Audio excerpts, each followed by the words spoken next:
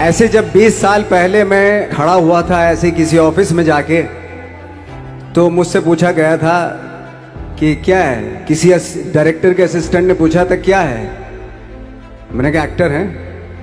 बोले दिखने से तो लगते नहीं हो एक्टर हो। तो क्या होता था कि इंडस्ट्री में हमेशा ये चलन था कि एक्टर हीरो जो होता है वो 6 फुट का होता है और गोरा होता है और लंबा चौड़ा बल्ले छल्ले होते हैं। मतलब हम तो बस ऐसे ही चले गए थे, ऐसा समझता था वो। और शिप्रा, मैं आपको यकीन दिलाना चाहता हूं इस चीज का कि मेरे खुद के रिश्तेदारों ने भी, जब मैंने उनसे इच्छा जाहिर की कि मैं एक्टर बनना चाहता हूं, तो उन्होंने भी मुझे डीमोरलाइज किया कि पहले शक्ल तो देख ले अपनी, क्योंकि 5 फुट का छोटा पतला दुबला सा आदमी, काला कलूटा। मुझे खुद को पता नहीं था कि इंडस्ट्री में मेरा क्या हाल होगा, बट एक जिद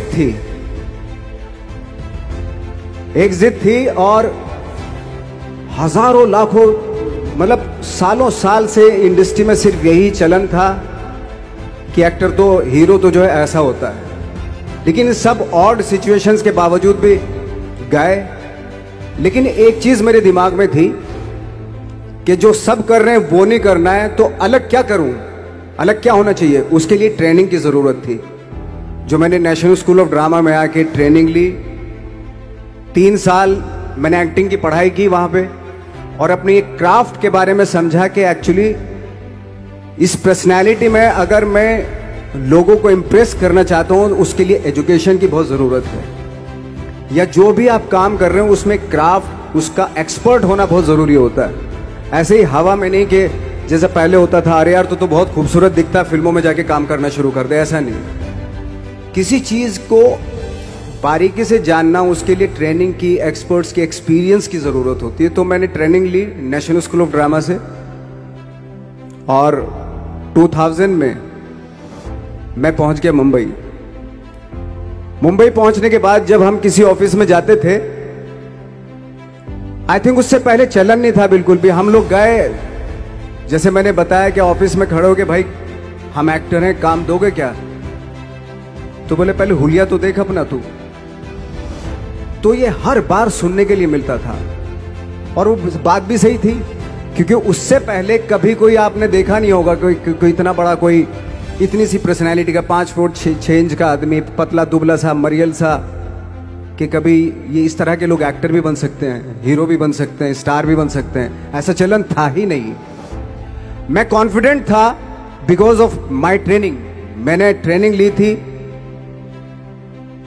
और अपनी क्राफ्ट के बारे में बहुत अच्छे से जानता था मैं, और उस चीज का सिर्फ कॉन्फिडेंस था मुझे कि आज नहीं तो कल, कल नहीं तो परसों, या 10 साल या 20 साल या 30 साल, 30 साल के बाद नंबर जरूर आएगा मेरा।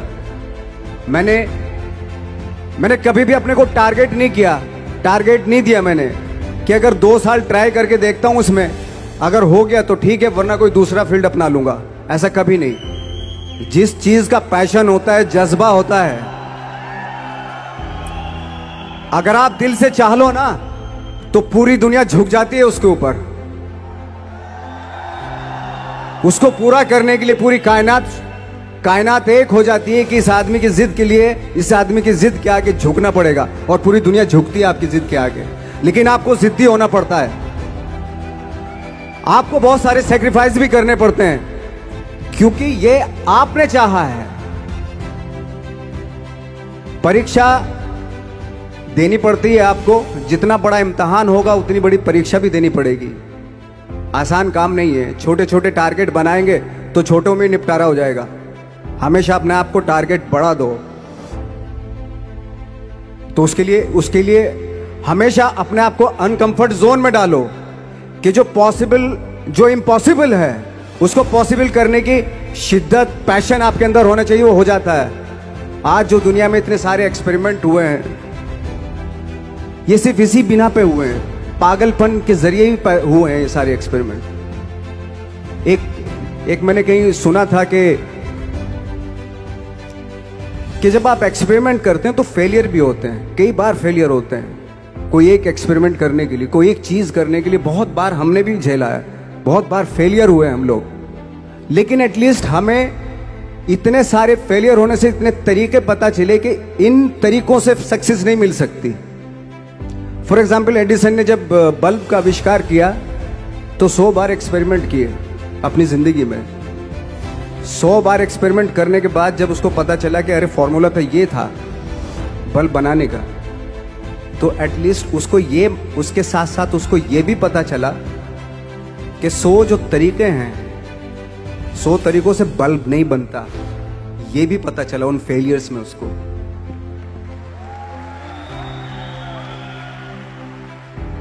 जब हम लोग मुंबई आए तो हमें मालूम था हमारे पास पर्सनैलिटी नहीं है, हमारे पास बैक नहीं है, या हमारे फादर दादा परदादा तो फिल्म इंडस्ट्री में है नहीं, हम ही हैं, तो हमें क्या करना चाहिए।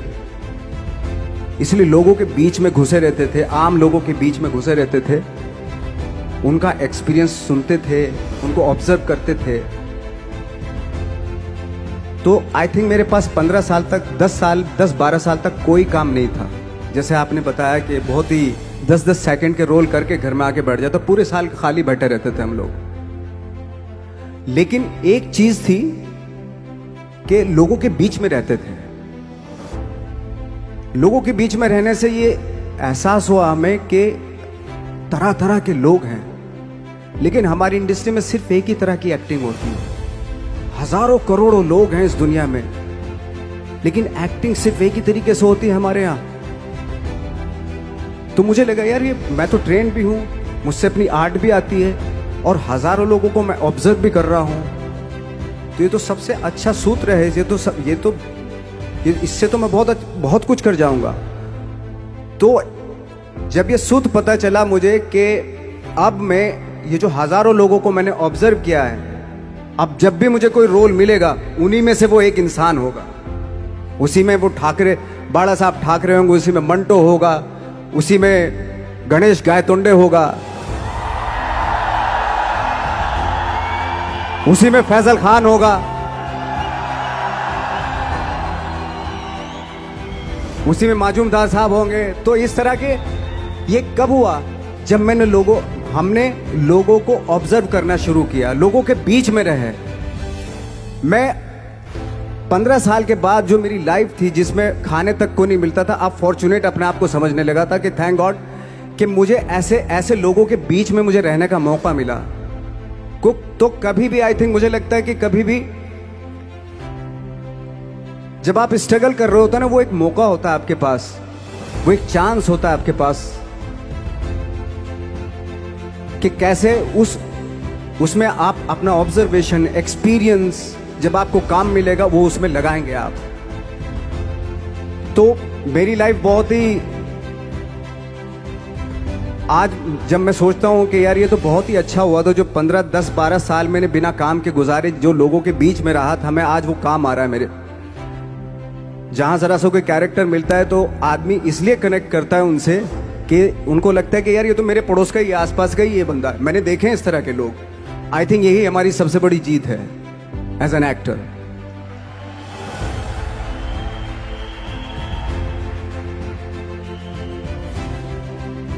ऑफ कोर्स स्ट्रगल में बहुत सारी चीजें सेक्रीफाइस करनी पड़ती हैं, क्योंकि खुजली आपको हुई है, आप ही को मिटानी पड़ेगी। आप जो आप हैं वो आपने बनना चाहा था, और अगर डिसअपॉइंटमेंट आ रहे हैं तो आप तो कंप्लेन भी नहीं कर सकते, क्योंकि आप ही ने चाहा था ये बनना।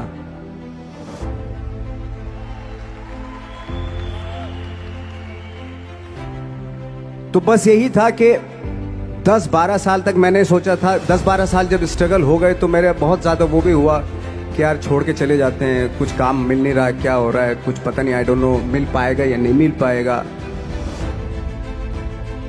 फिर ये होता था कि नहीं, मेरी मदर जो है ना एक लेटर लिखती थी मुझे हमेशा। तब मोबाइल नहीं आए थे, पेजर आए थे, तो पेजर यहाँ पे लगा के चलते थे हम लोग। जब उनको मालूम हो जाता था कि भाई बंदा जो है ना थोड़ा सा फ्रस्ट्रेशन में है, डिप्रेशन में है, क्योंकि काम नहीं मिल रहा, तो मेरी माँ मुझे एक लेटर लिखती थी। उसको लिखती थी कि लिखने के बाद एक लास्ट में लिखती थी कि 12 साल में कचरे के दिन भी बदलते हैं, तू तो इंसान है, तेरा दिन भी बदलेगा। तो उन सब चीज़ों को देख के कोई एक शेर, कोई एक कोटेशन, कोई इस तरह की जो मोटिवेट करती है, जो लाइंस आपको, उनका रहना, उन पे बिलीव करना बहुत ज़रूरी होता है, क्योंकि वही चीज़ आपको मोटिवेट करती हैं आगे बढ़ाने के लिए। और जब खराब वक्त होता है आपको, वो लाइंस, वो पोएम्स, वो सारी चीज़ें आपको संबल देती हैं, मजबूती देती हैं, ताकत देती हैं। और मैं जिस गांव से आया था, डिस्ट्रिक्ट मुजफ्फरनगर के एक छोटा सा गांव था बुढ़ाना। जब हमने शुरुआत की थी वहां पे, जब मैं था वहां पे लाइट भी नहीं थी। 1 घंटे के लिए रात में कभी आ गई, या 1 महीने के बाद हल्का सा मुंह दिखा के चली गई। इस तरह की लाइट इस तरह होती थी। वही लैंप में पढ़ना स्टार्ट किया, लैंप। तो छोटे से गांव से आने के बावजूद फिर दिल्ली मतलब छोटा सा, उससे बड़ा शहर भी हमें ऐसा लगता था पता नहीं क्या है, मतलब डर लगता था। मैं जब मुंबई में आया था तो मैं 15 दिन तो घर से बाहर ही नहीं निकला था, क्योंकि इतनी स्पीड देख रहा था मैं कि इतनी स्पीड में तो हम चल ही नहीं पाएंगे, इस शहर के साथ शायद हम कनेक्ट नहीं कर पाएंगे बिल्कुल भी। तो इस तरह के डर थे। लेकिन ऐसी जगह पे आ गए थे कि अब जाना भी मुश्किल था। तो मतलब वापस नहीं जा सकते थे। वापस इसलिए नहीं जा सकते थे कि बहुत सारे डर थे। वापस अगर चले गए तो थिएटर के जो मेरे दोस्त थे वो बोलते, क्यों भाई वापस आ गए तुम भी, जैसे बहुत सारे लोग वापस आ रहे तो तुम भी वापस आ गए, चलो लग जाओ, ठीक है। गांव में इसलिए नहीं जाता था अपने कि जो पहले ही बोलते थे वो लोग कि शक्ल तो देख ले, फिर हार के उनके सामने चला गया तो क्या बोलेंगे वो तो वही बोलेंगे कि हमने तो पहले मना किया था कि मत जाओ, क्या सूरज शक्ल थोड़ा ही थी तुम्हारी स्टार बनने की, एक्टर बनने की। तो ये बहुत सारे डर थे जिसकी वजह से मैं अपने ना तो गांव जाता था, ना जहां से ट्रेनिंग ली थी दिल्ली से, ना वहां जाता था। मैंने जो भी है मरना जीना मुंबई में ही होगा। रही बात सक्सेस की, सक्सेस अगर 30 साल बाद भी मिलेगी उसके लिए भी मतलब तैयार रहना चाहिए। सक्सेस की कोई डेट नहीं होती, कोई तारीख नहीं होती, कोई टारगेट नहीं होता कि इतने ही दिनों में मिल जाएगी। इंसान का काम होता है, आई थिंक मुझे लगता है कि मेरे हिसाब से मुझे लगता है कि लाइफ ना हमेशा अपने आप को लाइफ में पुश करते रहो, और पैशन के साथ जिस भी आप काम में हो, जो भी आप काम कर रहे हैं उसमें पैशन के साथ लगे रहना बहुत जरूरी होता है। क्योंकि पैशन से क्या होता है, जिस भी आप फील्ड में होते हैं उसकी डिटेलिंग्स मिलनी शुरू होती है। जैसे जब आप समंदर में देखते हैं, समंदर की जब गोता मारते हैं, नीचे जाते हैं तो आपको एक धीरे धीरे बहुत कुछ दिखाई देना शुरू। ऐसी आपका भी फील्ड है, कोई भी हर फील्ड ऐसा ही होता है, उसमें असीम संभावनाएं होती हैं, इतनी पॉसिबिलिटीज होती हैं कि